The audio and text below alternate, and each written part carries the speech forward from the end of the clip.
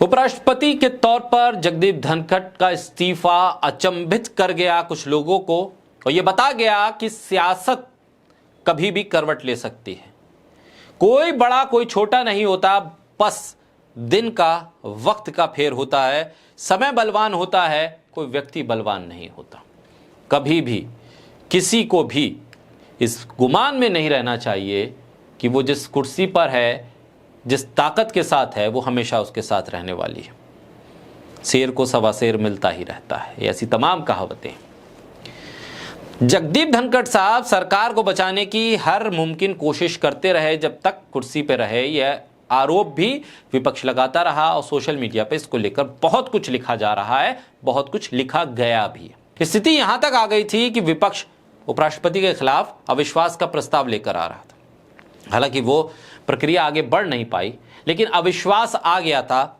लोकतांत्रिक व्यवस्था में सत्ता और विपक्ष के बीच मतभेद अगर अविश्वास के स्तर तक पहुंच जाएं तो ये लोकतंत्र के लिए अच्छा नहीं। और खास तौर पर जो शख्स रेफरी की भूमिका में हो, जो एम्पायर की भूमिका में हो, उसकी निष्पक्षता ही कटघरे में आ जाए और उस पर अविश्वास हो जाए, उस वर्ग को जो ताकत में ना हो, तो फिर समझिए कि लोकतंत्र का उपहास हो रहा है, हास हो रहा है, रसातल में जा रहा है लोकतंत्र।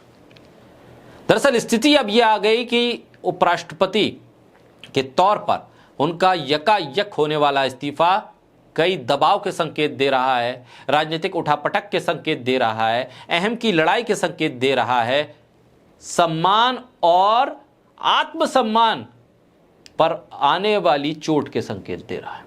स्थिति यहां तक बन गई कि उपराष्ट्रपति ने कह दिया कि मैं फेयरवेल की स्पीच नहीं दूंगा, ना ही संसद जाऊंगा, ना जो इस्तीफा है उसके बाद की जो एक चर्चा, एक परिपाटी रही है, उस चर्चा का हिस्सा बनूंगा।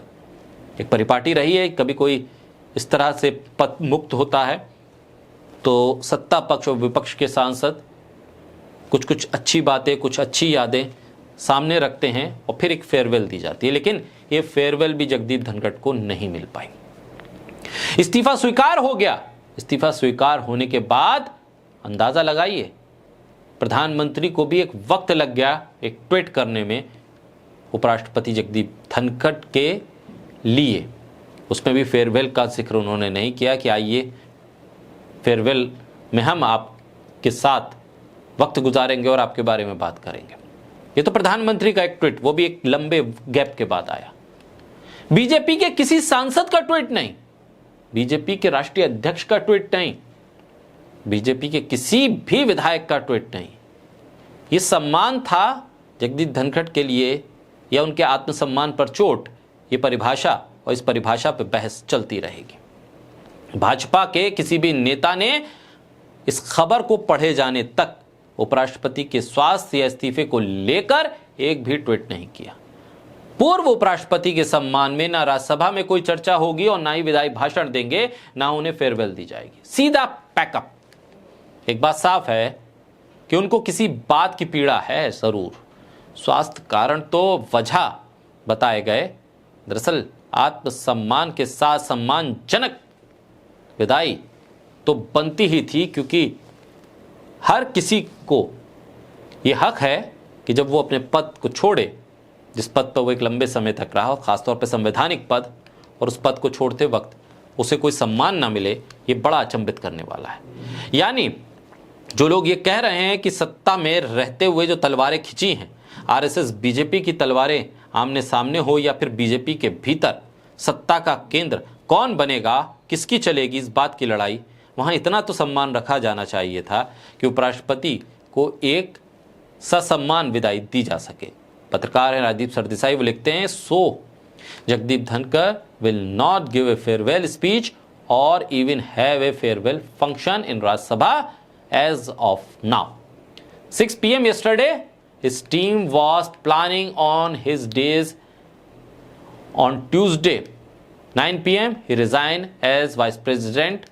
What changed in 3 hours? Strange, or the ways of power politics. सत्ता की ताकत कैसे बदलती है 3 घंटे में? क्योंकि खबरें ये भी सर्कुलेशन में कि एक फोन आया था, इस फोन पर हुई बहस इस्तीफे की वजह बन गई।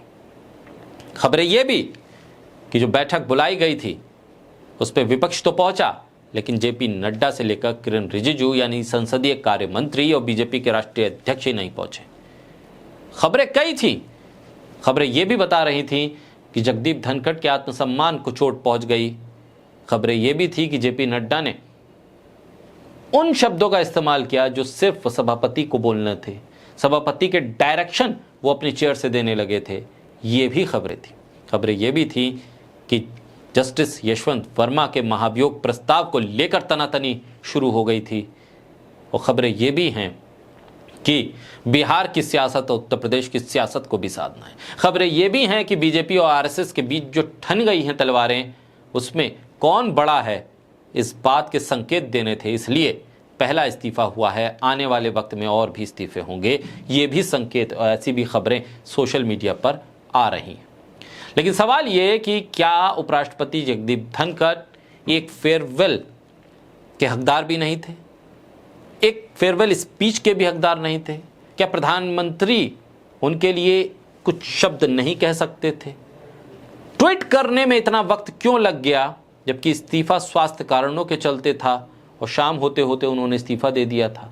उनके स्वास्थ्य को लेकर भी कोई ट्वीट नहीं। बीजेपी के तमाम सांसद मौन क्यों हैं? बीजेपी के राष्ट्रीय अध्यक्ष मौन क्यों हैं? इन तमाम सवालों का जवाब शायद बीजेपी कभी ना दे।